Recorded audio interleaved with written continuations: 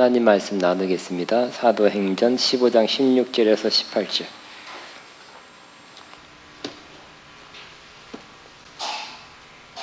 같이 한번 읽겠습니다. 시작.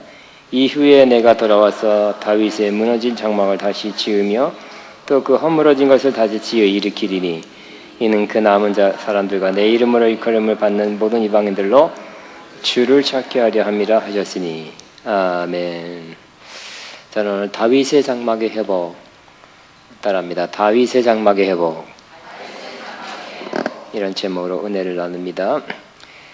이 말씀은 하나님이 은혜로 이번 미얀마 선교 중에 한층 더 옛날 90% 깨달았다면 90몇 프로 더 이렇게 약간 업그레이드 시켜준 말씀이었습니다. 그래서 이번에 미얀마 갈 때도 저한테 제가 할 역할은 역시 거의 말씀 전하는 역할인데 뭘 해야지, 무슨 말씀을 전해야지, 여기서 제가 맡은 교회 설교 2번, 뭐 철학까지 하면 3번, 또 글로벌 2번, 뭐 주간 채플까지 그거 하기에 급급했어요. 그래서 뭘 해야지 한 몇 주간 생각했는데 뚜렷한 게 안 떠오르고 회복에 대해서 설교해야 되나 하고 그 정도만 하고 갔어요. 그러니까 얼마나 제 마음이 비행기 타고 나서부터 그 전날까지 솔직히 좀 무겁죠. 설교를 준비해 가야 되는데 잘 못하고 그 다음날 두 번이나 설교해야 되는데 어떡하지 주여 밤새 주여 했는데 다행히 그 밤에 그날 밤 역사는 밤에 일어났습니다. 그래서 그 밤에 묵상하면서 사도행전 17장 말씀을 주면서 그 본문 안에서 3개의 말씀을 전할 수 있도록 보게 하셨습니다. 그래서 제가 급히 2개 말씀을 준비하고 그 다음날 또 준비하고 또 다른 말씀 하나 해서 제가 맡은 말씀 전하는 사역을 무사히 잘 마치게 된 것을 매우 기쁘게 생각합니다. 또 그렇게 하면서 하나님께서 또 글로벌 와서 바로 지난번에는 12시 반 도착해 1시 공항에 출발해서 2시에 도착, 2시 넘어서 도착해서 바로 했는데 이번에는 조금 다이렉트하고 와서 아침 7시 반 도착해서 뭐 한 8시, 9시 한 15분, 20분에 집에 도착했어요. 그래도 설교 준비할 시간이 없죠. 좀 정리하고 근데 그 하나님이 은혜로 보너스가 제 생각엔 보너스 같아요.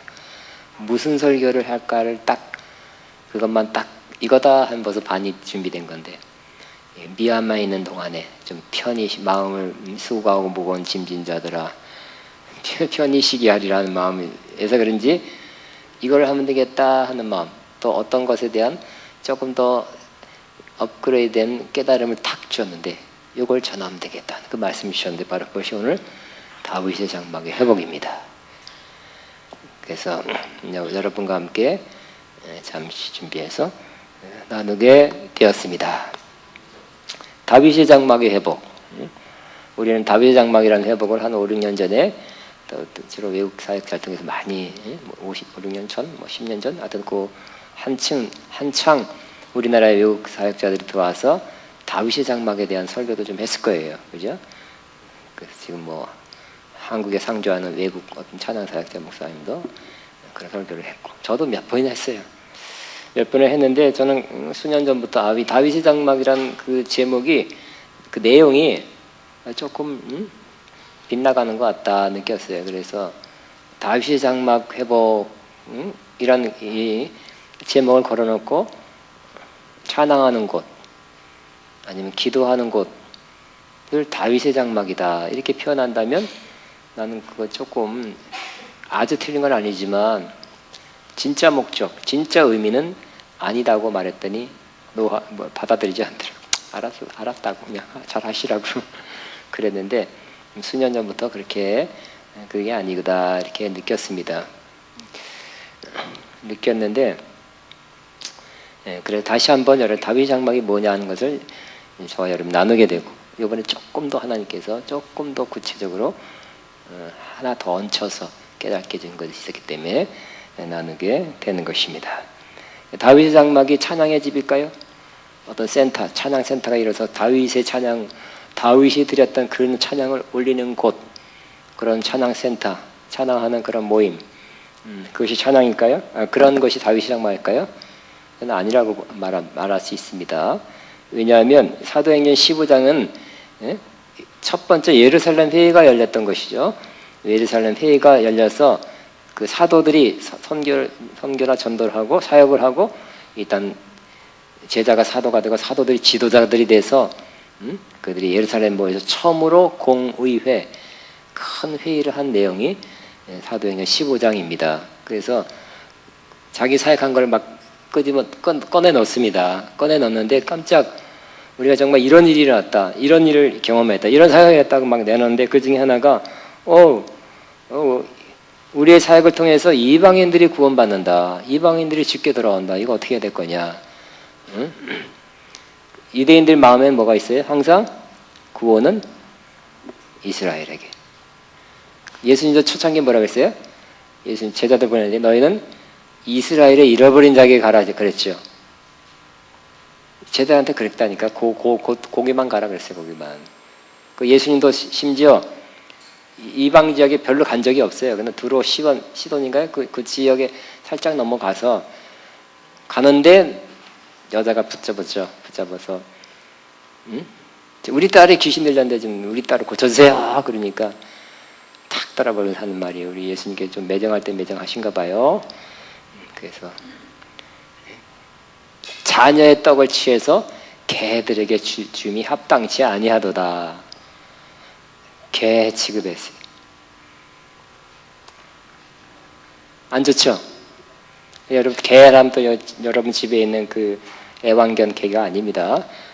이스라엘의 개는 막 떠돌아다니는 그런 진짜 흉악하고, 요번에 미얀마 가니까 그건 개들이 비슷하게 생겨갖고 막 진돗개 비슷하게, 근데 그거 조금 작은데 좀 말라가지고 이렇게 돌아다녀. 길거리에 돌아다니니까 또 눕고 누워서 이렇게 쳐다보고. 그래도 뭐 보신탕을 안 먹으니까 거기 138개국 민족 족속이 있는데 보신탕을 안 먹으니까 이것들이 편한 마음으로 잘 누워 있어요. 그래서 138개국 종족 가운데 물어봤어요. 보신탕을 먹는 족속이 하나도 없냐 했더니 거의 없는 것 같다고 사모님이 그래요. 한 족속이 있나? 내가 그랬어요. 말을 대답을 못하길래 한국 족속 아니에요? 그러지. 거기 이상한 한국 족속 외에는 아마 보신탕을 안 먹어가지고 이 개들이 그냥 마음 편하게 살고 있습니다. 잘 살고 있습니다. 아마. 무슨 말 하다 그랬지? 개에게다 잊어먹었어. 자, 자녀의 떡을 취하여 개에 주는 것이 합당치 않다 그랬어요. 여자는 그 개, 떠다니는 그 개? 아니, 여보세요. 여보세요. 예수님 아무리 당신이 유명하고 파워풀하다지만 개라니요. 그럴 수도 있겠지만 그 여자는 아마 딸이 낳아야 된다는 간절함 때문에 그랬는지, 아니면 원래 성격이 괜찮아서 그런지 맞습니다만은 뭐라 그랬어요? 떨어지는 개도 떨어지는 그 부스러기는 먹지 않습니까? 그 부스러기를 주셔서 내 딸을 좀 낳게 해주세요. 진짜 이스라엘 개는 부스러기 먹. 첫 번째는 부자들은 우리 같이 손 씻는 것이 아니라 물이 귀하기 때문에 아주 깨끗한 빵을 갖다가 이렇게 식빵 가운데 이런 걸 이렇게 갖고 개한테 그거 먹으면, 아니면 뭐 부스러기 남은 거 있으면 이렇게 해갖고 개 주나 봐요. 그러니까 자녀에게 줄 떡은 우리 안 줘도 괜찮지만 부스러기는 줄 수 있지 않겠습니까? 그래서 내 자녀에게 그러한 부스러기 같은 은혜라도 베풀어 주셔서 내 자녀를 낳게 하소서. 간절한 모성애죠, 그죠? 뭐 체면, 자녀가 낳아야 된다는 그 마음이 체면 뭐 그런 거 다 뛰어넘어서 간절함으로 예수님께 다가가는 그런 장면을 볼 수가 있습니다. 어쨌든 예수님도 예수님이 제자들과 함께 있을 때는 이방에 대해서 말씀하잖아요. 다만 십자가에 죽으시고 부활해서 40일 동안 살아계신 동안 그때서야 하늘로 올라가기 직전에 너는 모든 민족으로 제자를 삼아, 또 마가복음에는 너는 만민에게 다니면서 복음을 전파하라, 이렇게 만민 모든 족속 열방을 이렇게 말씀하신 겁니다. 근데 제자들은 그게 한 번 여러 번 다행히 할렐루야한 게 역시 12제자들도 한 번 들었다고 그게 마음 팍새겨지거나 실천하지 않았다는 거죠. 베드로도 이방 고넬료 가정에 전파하는 것을 꺼렸죠. 꺼렸고요. 하나님의 환상을 3번 보내주고 가서 잡아먹어라 네. 그래서 그랬더니 이방인 고넬료 가정 이방 족속들도 예수님 복음을 받아들이고 성령 받는 걸 보고 깜짝 놀라서 그제서야 예수님이 만민 모든 족속 열방 이런 것이 깨달아진 것입니다. 그러니까 지도자들이 사역을 하고 돌아와서 이방인들도 예수님 믿고 죽게 돌아오는 것, 이것을 우리가 어떻게 될 것이냐, 구원자들로 받아들일 것이냐, 아니면 또 그렇다면 이들에게도 할례를 줘야 될 것이냐, 율법을 가르쳐서 율법도 지키게 해야 될 거냐, 여러 가지 문제가 생긴 거예요. 결론은 할례 받게 하거나 율법 가르쳐서 율법 지키게 하지 말아라, 무거운 짐을 더 지을 뿐이다. 그리고 뭐라 그랬습니까? 다만 우상의 더러운 것과 음행과 목매어 죽인 것과 피를 멀리하라고 그것만 금지시키고 각 사역지에다가 편지 써서 보내자, 이렇게 결론을 냈던 것입니다. 그래서 이방인이 돌아오는 것에 대한 각 나라 여러 나라의 사람들이 죽게 돌아오는 것에 대한 논의하는 것에서 그런 문맥 안에서 그것은 야고보가, 그 당시 야고보가 중요 지도자예요. 벌떡 서서 그것은 이방인이 돌아오는 것은 깜짝 놀라고 뭐 잘못된 것도 아니고 뭐 주님 기뻐하지 않는 일이 일어난 것이 아니라 바로 구약 아모스 9장 11절 12절의 예언의 성취다 하고 지도자로서 탁 이렇게 선포한 겁니다. 그러니까 그 내용이 뭐예요? 찬양에 대한 말씀하려고 한 게 아니었어요. 이방인이 구원받은 것에 대한 그러한 그것이 그러잖아요. 우리 그때나 사도나 우리나 지금 제일 신앙생활에 중요한 건 뭘까요? 그 중에 하나가 저의 경우도 신앙생활을 성경에 근거해서 신앙생활을 하는 것입니다. 그렇죠? 성경에 근거해서 신앙생활을 해야 되는데 이방인이 돌아오는 거 야고보가 벌떡 일어나서 그것 아모스 9장 11절 12절에 예언했던 가가 한 것이 성취되는 것입니다 하고 선포해 줘서 그렇구나 하고 사람들이 지도자의 말을 받아들이게 된 것입니다. 자, 그러면 아모스 9장 11절 12절하고 사도행전 15장 16절 17절의 내용이 유사하기도 하고 조금 다른 부분이 있어요. 한번 아모스 9장 11절 11절을 보겠습니다. 아모스 9장 1284입니다.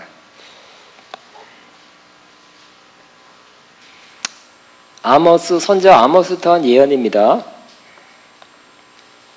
자, 시작. 그날에 내가 다윗의 무너진 장막을 일으키고 그것들의 틈을 막으며 그 허물어진 것을 일으켜서 옛적과 같이 세우고 그들이 에돔에 남은 자와 내 이름을 일컫는 만국을 기업으로 얻게 되리라. 이를 행하시는 네, 이거 잠깐 덮지 말고 손가락을 껴놓고 한번 다시 한번 사도행전 15장 16절 17절을 보면 비유사한 것도 있고 조금 틀린 것도 있어요. 시작. 이후에 내가 돌아와서 다윗의 장막을 다시 지으며 또 그 허물어진 것을 다시 지어 일으키리니 이는 그 남은 자들과 내 이름으로 일컫는 모든 이방인들로 주를 찾게 하려 함이라. 유사성도 있죠. 유사한 다윗, 무너진 다윗의 장막이란 것은 유사하고, 근데 그 틈을 막은다. 허물어진 것을 일으켜서 옛적과 같이 세우고. 조금 틀려요, 이거는. 또 에돔의 남은 자와 내 이름으로 일컫는 만국을 기업으로 얻게 되리라. 이렇게 되어 있는데, 이 일을 행하시는 여호와의 말씀이니라. 그런데 조금 사도행전은 요게 조금 달리 기록됐어요. 그러니까 사도 야고보가 요 구조를 알았어요. 알았지만 이 지금 성령 충만한 가운데 이 시점에서 성령으로 영적인 해석, 조금 다른 해석을 하는 거예요.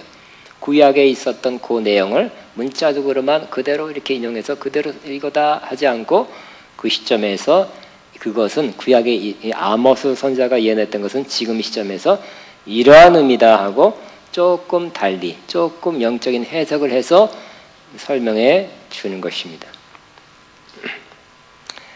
그래서 야고보는 어떻게 해석하고 있다고요? 자, 다시 이후에 내가 돌아와 다윗의 무너진 장막을 다시 지어 일으킨다 그랬어요. 그 허물어진 것을 다시 지어 일으키고, 여기 아모스는 에돔이 나오고 에돔의 남은 자가 그런 많은 기업을 얻게 되리라 그랬지만, 기업을 얻게 된다는 것은 와, 우리 이스라엘이 그냥 만국을 다 차지하게 될 거다. 와, 큰 땅을 차지하게 되고 그 안에 있는 모든 걸 다 갖게 되리라. 잘못하면 이렇게 생각하는데, 야고보서는 뭐라고요? 기업을 한다는 것을 이 시점에서는 뭐라고요? 이방인이 그 남은 사람들과 내 이름으로 일컫는 받는 모든 이방인들이 주를 찾게 하려 함이라, 이렇게 해석을 했어요. 아마 예수님 재림하고 나서는 정말 다 기업을 얻을지는 모르겠습니다. 그러나 지금 이 시점에서는 그게 지금 그렇게 이루어지지 않았고 그거를 바라지도 않아야 되고요. 우리가 이 시점에서는 이 말씀, 야고보가 성령에 충만해서 성령께서 가르쳐주고 해석하는 해석을 했다고 저는 그렇게 믿어요. 왜냐, 사도행전이 이게 성경이 아니에요. 야고보가 공식적인 발언인데 이것이 그냥 개인적인 의견이에요? 아니면 성령께서 인도하신 말씀이에요? 성령께서 인도한 말씀이기 때문에 우리가 이 구절도 성경 말씀으로 취할 수 있게 되는 것입니다. 그래서 이 해석을 우리는 취하게 돼요. 그래서 이 구약에 있는 건 너무 문자적이고 이스라엘 중심적이고 겉으로 보이는 걸 말하지만, 야고보 신약 성령 강림한 후에 신약교회에서 성령으로 해석해서 성령으로 지도자로서 말하는 이 야고보 해석을 우리가 취해야 될 것입니다. 그 다윗의 장막은 뭐라고요? 결국 무너졌는데 다시 하나님께서 일으킨 것이다.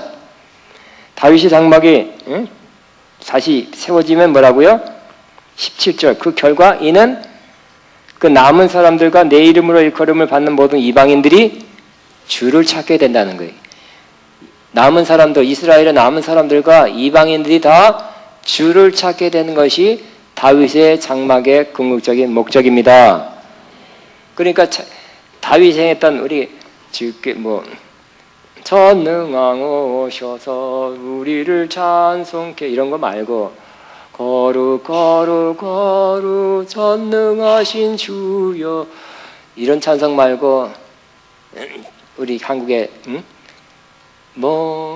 목마른 사슴 시냇 물을 찾아 헤매이듯이, 이런 곡부터 경배 찬양이 소개됐잖아요, 그죠? 한 30년 전에. 그러면 사람들이 주님만이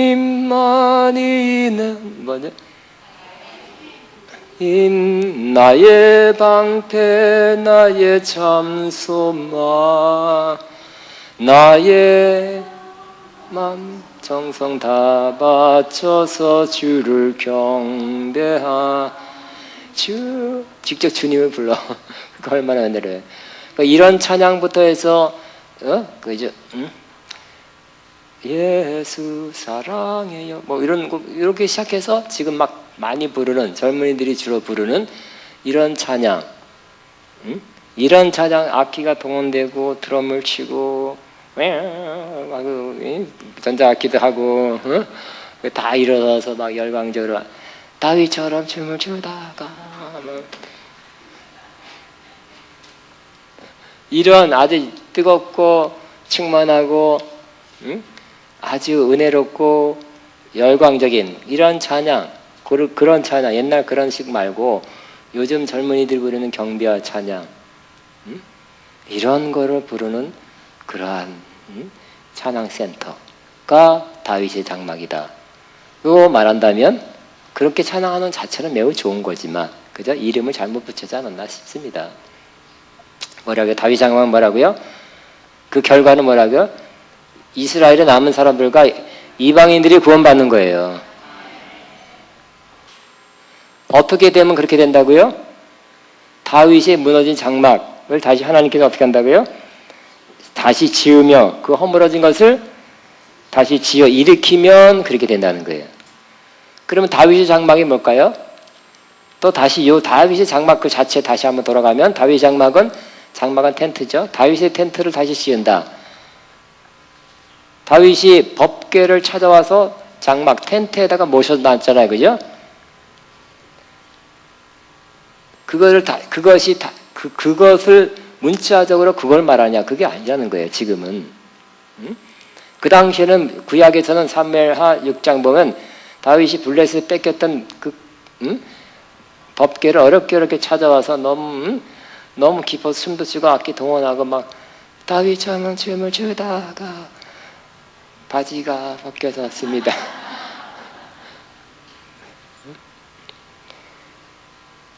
그런 문자적으로만 해도 말고 지금은 영적으로 해서 해야 되겠죠. 그래서 다윗의 장막이라는 것은 그런 텐트를 말하는 것이 아니라 장막이라는 요소가, 장막이라는 용어 자체가 성경에서 우리는 자꾸 우리 성경에서 쓰는 성경이 말하는 용어를 우리가 취해야 돼요. 그렇죠? 우리는 우리식으로 똑같은 말에도 저 일본 사람 받아들이는 게 틀리고 중국 사람 받아들이는 게 틀리고 이제 아프리카 사람 받아들이는 게 틀려요. 그리고 지금 받아들이는 똑같은 말을 200년 전에 조선 사람들이 들으면 또 달리 받아들이고, 그죠? 앞으로 100년 후에 누가 들으면 달리 받아들일 수 있는 거죠. 똑같은 말도. 그렇기 때문에 우리는 그래도 기준은 어느 게 제일 기준이냐?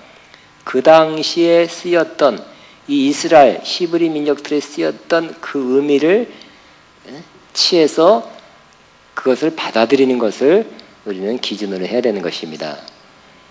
근데 자꾸 우리는 뭐예요? 그걸 갖다가 뭐라냐면 히브리적 사고라 합니다. 따라하면 히브리적 사고. 히브리 사람들이 그 역사와 문화 가운데 그 용어 사용하는 것이, 그 사고방식 하는 것이 뭔가를 알아서 이런 뜻으로 쓰였구나 하고 그 내용을 우리가 받아들여야지, 우리식으로 그 크게는 두 가지 사고가 있다 그래요. 히브리적 사고와 헬라적 사고. 헬라는 그리스. 우리가 지금 헬라적 사고 방식을 갖고 있고 그런 교육을 받았어요. 헬라적 사고 방식으로 넘어오면 헬라적 사고로 히브리를 바라보면 자기식으로 해석하면 안 돼요. 또 2000년, 3000년 지나니까 자꾸 바뀌는 거예요. 그래서 우리는 뭘 알아야 돼요? 이스라엘의 문화, 그들이 말하는 용어의 그 의미, 역사, 뭐 더 잘하는 언어, 이런 걸 자꾸 배워서 그랬구나, 그런 의미로 사용했구나 하면 성경을 더 잘 이해하게 되는 것입니다. 그래서 다윗의 장막이란 뭘까요? 장막, 그냥 문자 그대로 텐트, 장막, 그런 뜻이라기보다는 장막은 성경에서 뭐를 의미하는가? 바로 가계, 영어로 household라고요.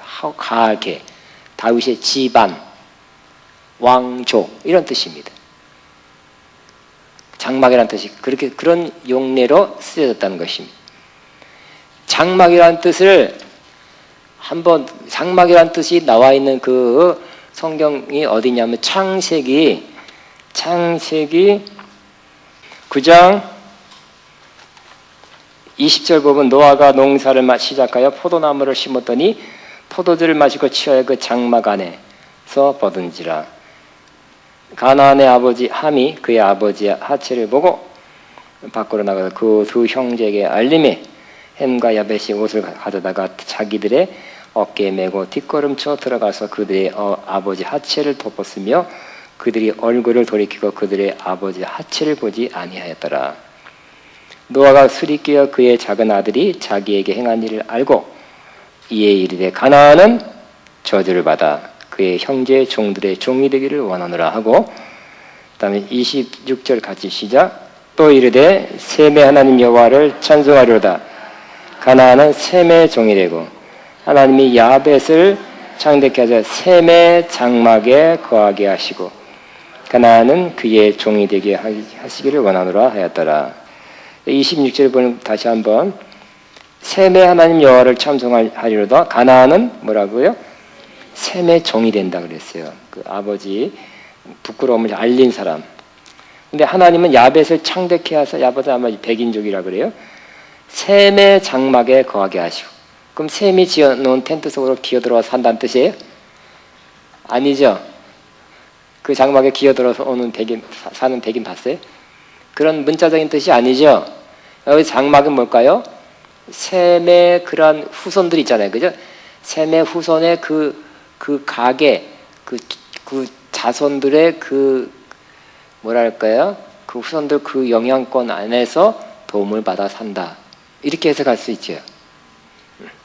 그러므로 이 장막이란 뜻은 역시 가계, 집안, 자손들의 그런 내력, 그 후손들의 모임, 그렇게 이렇게 해석할 수 있습니다. 그러면 다윗의 장막이란 뭘까요? 다윗 집안을 다시 일으킨다는 거예요. 그죠? 다윗 집안을 일으킨대. 그 다윗 집안을 일으킨다는 건 뭘까요? 자, 이스라엘은 어떻게 됐어요? 이스라엘은 하나님이 이스라엘을 사무엘 통해서 사사 사무엘 통해서 계속 통치하기를 바랬지만, 왜냐하면 사사가 왕은 아니죠. 재판관이에요. 무엇으로 재판할까요? 하나님이 주시는 것 받아서 하나님의 재판을 그대로 하는 거예요. 그러면 하나님의 직접적인 통치가 이루어지는 것입니다. 그래서 하나님이 통치하는 거예요. 그러나 이스라엘 사람들이 다른 나라가 왕을 갖고 있으면서 강대국이 되고 위험을 느끼자 우리도 왕을 주소서 하고 요청했어요.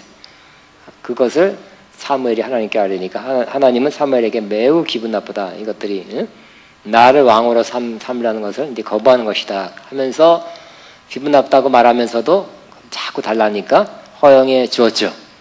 허용해 줘서 첫 왕이 사울이었습니다. 벌써 그가 하나님께 불순종해서 쫓겨나고 타락하고 멸망했습니다. 하나님은 대신 그가 타락하고 범죄할 때 다윗을 벌써 준비시켰죠. 다윗은 하나님의 어렸을 때도 기름 부음 받은 자여 연단 훈련 받은 자입니다. 그리고 다윗은 유다 왕이 되고 이스라엘 왕이 되고 통합 왕이 된 것입니다. 또 다윗은 하나님 볼 때 하나님 말씀을 잘 순종한, 율법을 순종한 자고 하나님을 사랑하는 자고 하나님 마음에 합한 자죠. 하나님 주신 힘으로 자꾸 이스라엘 영토를 점령해서 그 유명한 예루살렘 정복하고 자꾸 최강대국 최고의 영토를 넓힌 것입니다. 지금 이스라엘 아니라 더 넓은 것까지 이스라엘이 했었어요. 강대국 됐어요. 하나님이 그 살아있는 동안에도 하나님 너무 사랑하고 말씀을 순종하니까 하나님은 그에게 좋은 약속, 축복의 약속을 해주는 것이 바로 사무엘하 7장입니다. 7장에서 하나님은 나단 선지자를 통해서 다윗을 어떻게 한다 그랬어요? 내 씨가 나와서 영원한 나라를 이루게 할 것이고 너의 위라는 것은 보좌, 영어로 말하면 조선 왕조 하듯이 왕조, 다이내스티, 너의 그 왕조가 영원할 것이다 그랬어요. 이리 좋은 약속을 많이 해 주셨습니다. 제가 한번 읽어볼게요. 사무엘하 7장 13절에 그는 내 이름을 위하여 집을 건축할 것이요 나는 그의 나라 왕위를 영원히 경고하게 하리라. 13절 사무엘하 12절에는 내 수완이 차서 내 조상과 함께 누울 때에 내가 내 몸에서 내 씨를 내 뒤에 세워 그의 나라를 경고하게 하리라. 16절은 내 집과 내 나라가 내 앞에서 영원히 보존되고 내 왕위가 영원히 견고하게 하리라. 다윗의 왕위가 영원히 견고하게 된다는 것입니다. 또 그의 나라가 영원히 견고하게 되리라. 예, 아멘한 사람에게 은혜가 있기 바랍니다. 근데 실제적으로 역사적으로 보면 그 다음 왕 솔로몬 때는 유지했지만 그 다음 솔로몬의 두 왕에서는 나라가 갈라지게 됐죠. 이것들이 쌈박질하면서 이스라엘에 좋은 왕이 몇 개 안 나와요. 몇 개가 아니라 몇 명 안 나오고 다 나쁜 왕들이 많이 나오게 됐어요. 결국 이스라엘이 멸망하게 됐죠. 다윗의 왕위가 영원하리라 한 게 아니라 그 손자 때부터 나눠지게 됐어요. 영원은커녕 그 소리가 아주 귀에 쟁쟁할 때부터 나눠지게 됐어요. 어떻게 된 것입니까? 이 약속이 무효가 됐죠. 성취가 아니라 안 성취됐죠. 그러나 하나님은 기억하고 있다가 성취시켜줬습니다.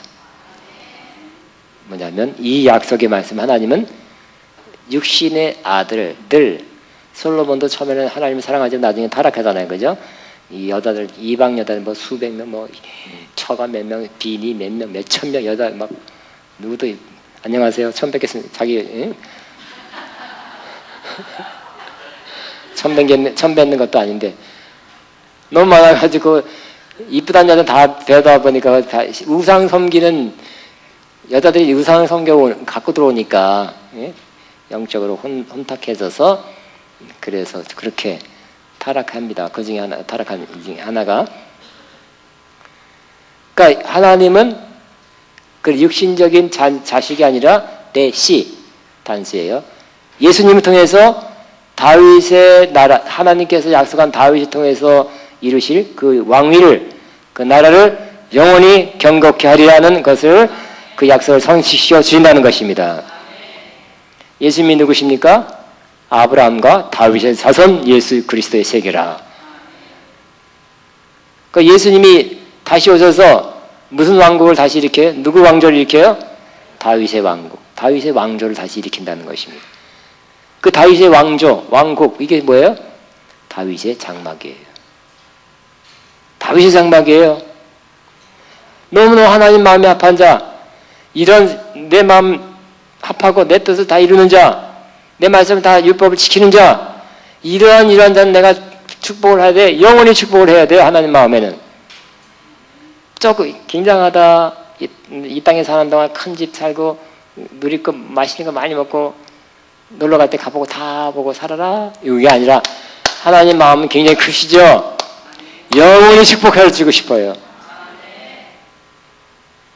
예수님을 통해서 너의 나라는 영원히 견고하게 되리라. 그 말씀을 이루어 주신 것입니다. 그래서 예수님이 다시 오셔서 예수님 왕이시죠?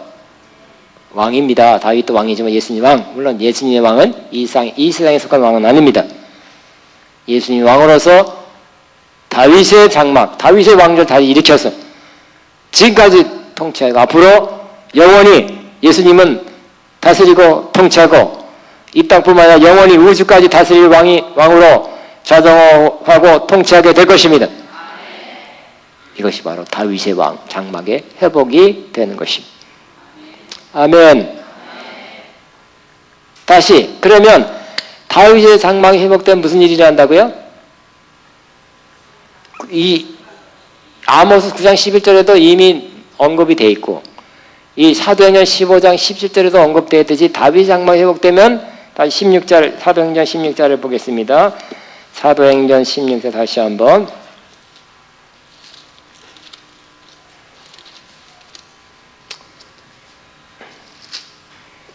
(17절) 시작. 이는 그 남은 사람들과 내 이름으로 일컬음을 받는 모든 이방인들로 주를 찾게 하려 함이라. 이방인까지 주를 찾는 거예요. 다윗 장막이 그전에는 다윗 장막이 이루어지지 않았을 때는 이방인들이 주를 찾는 게 극히 소수, 뭐 별로 없다고 말할 수 있어요. 다윗 장막이 회복되니까 이스라엘의 남은 자와 플러스 이방인들이 주를 찾고 주 예수님 나의 소망이요 나의 구원이십니다 하고 이방인들이 예수님 믿게 된대요. 그잖아요. 고넬료 가정부터 해서 또 50년날 외국에서 왔던 그 유대인들이 은혜 받고 성령 받고 돌아가서 복음을 전하기 시작해서 막 복음이 이방인까지 퍼지기 시작하게 된 것입니다. 하나님은 이와 같이 다윗의 무너진 장막이 다시 회복돼서 세워져서 모든 이방인들이 다 구원을 받게 되는 것, 이것을 하나님께서 원하시고 계십니다.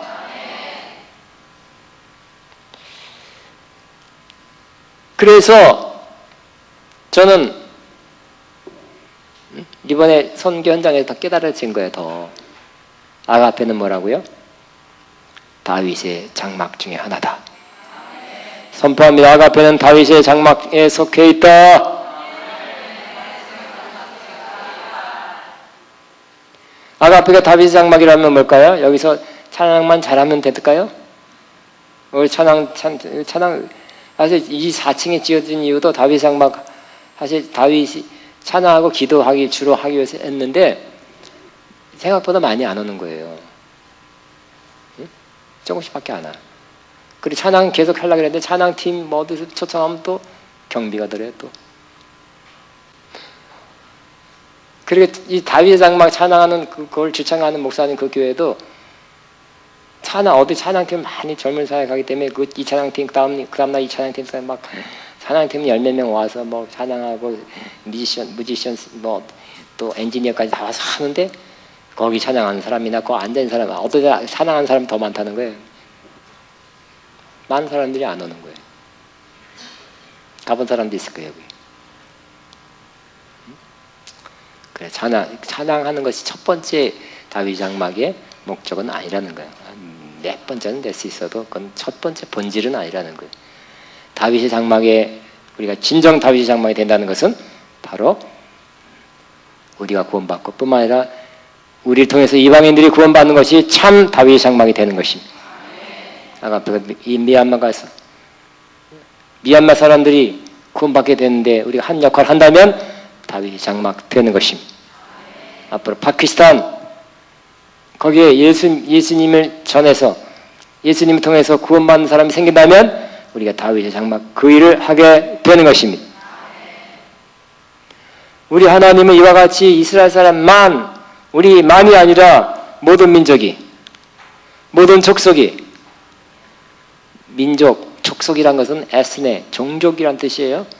조금만 몇백 명도 종족이야. 그러니까 그 구석구석 저 산꼭대기에 올라가서 저 모르는 데서 갈 때 열어 걸리는 그런 종족까지 다 예수 믿고 구원받기를 원하시고 있는 것입니다. 누구를 통해서요? 다윗의 장막. 다윗 장막의 핵심은 예수님이 다시 예수님 이 땅에 왕으로 오셔서 예수님을 믿게 된 사람들로 생겨지는 그 가계죠. 그 나라죠. 다윗의 왕국에 다윗의 장막에 들어갈 수 있는 사람 누구예요? 예수님을 믿는 사람입니다. 다른 종교도 아니에요. 종교다운지 아닙니다. 예수님을 믿는 오직 예수님. 하나님이 구원 얻을 만한 다른 이름을 주신 적이 없다고 사도행전 4장 12절에 말씀했어요.